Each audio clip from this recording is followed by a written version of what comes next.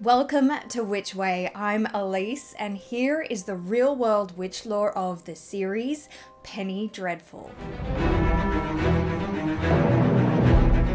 This horror drama ran for 3 seasons and stars Eva Green as Vanessa Ives, Timothy Dalton as Sir Malcolm Murray, Josh Hartnett as Ethan Chandler, Harry Treadaway as Dr. Victor Frankenstein, Rory Kinnear as John Clare, Billy Piper as Brona aka Lily, and Reeve Carney as Dorian Gray. Set in the 1890s, Vanessa Ives is both haunted and hunted by her own past, vampires, witches, and even the devil himself. She and a group of misfits band together against the forces of evil, but each of them has to learn to embrace their own faults and failures, but also their own strengths, or to give in to the darkness. Minor spoilers ahead. Eva Green has had several witchy roles before in The Luminaries, Dark Shadows, Camelot, and The Golden Compass. But here, she is Vanessa Ives. Gifted with a second sight, she struggles with her demons. Literally. So she visits Joan Clayton, known as the Cutwife of Ballantrae Moor, who teaches her how to hone these abilities, including how to read tarot. Joan actually gifts Vanessa her first tarot deck, and some practitioners believe that you can actually benefit from being gifted your first tarot deck. Joan teaches Vanessa the way of daywalkers, the natural witches. She shows her the properties of herbs and how to remedy almost every situation and sickness that people reluctantly come to her for.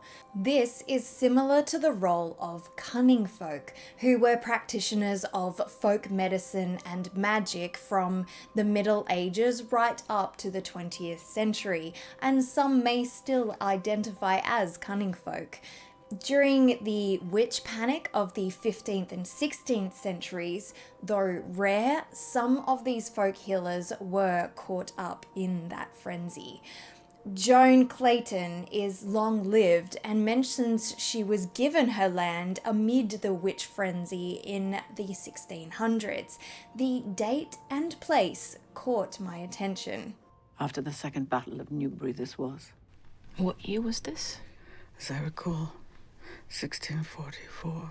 This is 1 year after the publication of the pamphlet about the Newbury Witch, titled A Most Certain Strange and True Discovery of a Witch. This pamphlet recounts an event which occurred prior to the Battle of Newbury, in which 2 soldiers spy a woman sailing down the Newbury River on a plank of wood. Believing her to be a witch, they wait until she comes closer to the shore and fire upon her. She first catches the bullets they shoot at her, but then they manage to draw blood from her before shooting her again, this time killing her. What a terrible way to end a day of paddleboarding. The date and name could have been a coincidence, but I feel like they did relate to this pamphlet. Unfortunately, a lynch mob eventually comes for Joan, quoting from the Bible to validate their actions. And God tells us our duty in Leviticus. A man or a woman who is a medium or a necromancer shall surely be put to death. The way that she is executed shares similarities with Janet Horne, the last person legally executed for witchcraft in the British Isles, and she was indeed smeared with tar and burned alive. This took place in 1727, but who knows how many witch hunts happened outside of the law.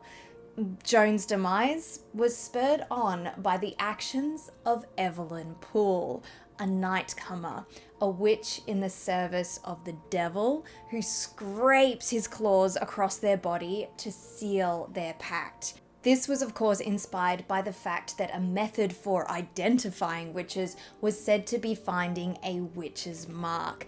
The Compendium Maleficarum even states that it was a mark on the person's body made by the devil's claw. But the Nightcomers are next level. They even have symbols scarred into their bodies, including a pentagram, which is actually a protective symbol, though some believe that inverting it turns it evil.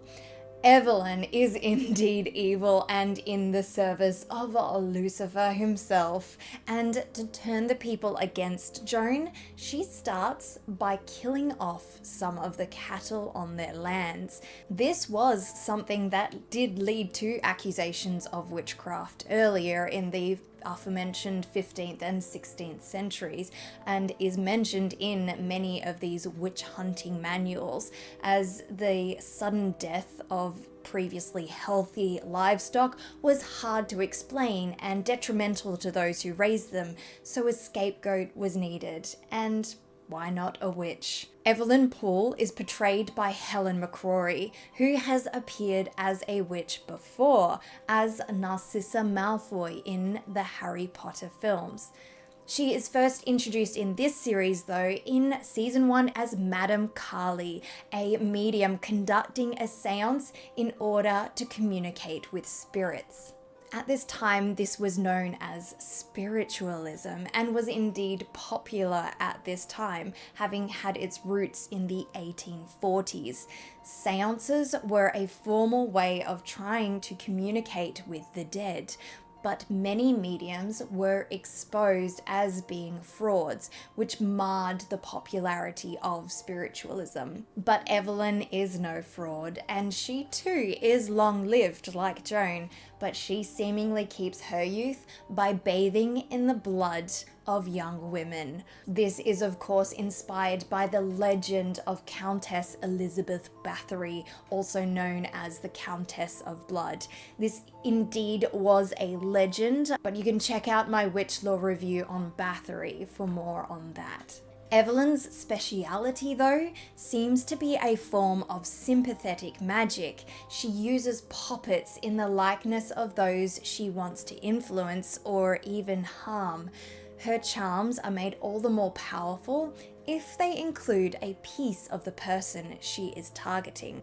She's not afraid of getting these items herself, but she often sends out members of her small coven to do this, including her own daughter, Hecate, who told Ethan she was named after a sea goddess, but Vanessa knows better. That was a lie as well. Hecate wasn't a sea goddess, she was a moon goddess, and bringer of magic. And also a character in Macbeth, the protector of witches. Hecate is indeed seen as a protector of witches, and magic and the moon do fall under her domain in ancient Greek mythology. Though when it comes to Shakespeare, it's debated whether or not Hecate was part of his original Macbeth or added to the play at a later date. But the original definitely has its 3 witches, known as the Weird Sisters, and Joan Clayton actually quotes them directly. By the pricking of my thumbs, something wicked this way comes. Joan too was a previous member of Evelyn's coven, but turned away to follow the path of a daywalker. Evelyn's current coven torment Vanessa, in one scene causing her to see blood rain down on her at a ball, very reminiscent of the infamous Carrie prom scene, Carrie herself being labelled as a witch by her own mother. As the witches are hunting Vanessa, the group take precautions to guard their home against them. Blood wards, crosses and African protection totems hung in the windows, Jewish and Catholic prayer, and covering of mirrors. Mirrors were often in the past associated with evil spirits and witches, in that witches would use them to spy on them due to the practice of scrying, though these witches can even travel through the mirrors themselves. We also see Ethan's method of protection using a Native American ritual called smudging, taught to him by Native Americans. His Apache father is able to use another ritual to appear to people in their dreams, or even straight to Vanessa in her waking hours, perhaps due to her second sight. This series scores for lore, history, and the craft. I really enjoyed this series, which got its name from 19th century short publications, tales known as penny dreadfuls or penny bloods, but it also takes inspiration from classic literature such as Frankenstein, Dracula, and The Picture of Dorian Gray. My favorite season in this series was, of course, season 2, as it focuses around the nightcomers and witches. Unfortunately, season 3, though, felt a bit repetitive of season 1. Though it wasn't bad, the series finale fell a bit short for me, but overall, this is a great series, and let me know what you thought of it in the comments below, as well as any other witchy recommendations for my upcoming witch lore reviews. You can also check out some of my socials linked below for some additional content and communication, and please remember to like this video, share it with others you think may enjoy it, and subscribe to my channel to keep up to date on my content. And as always, thank you very much for watching here on Witch Way.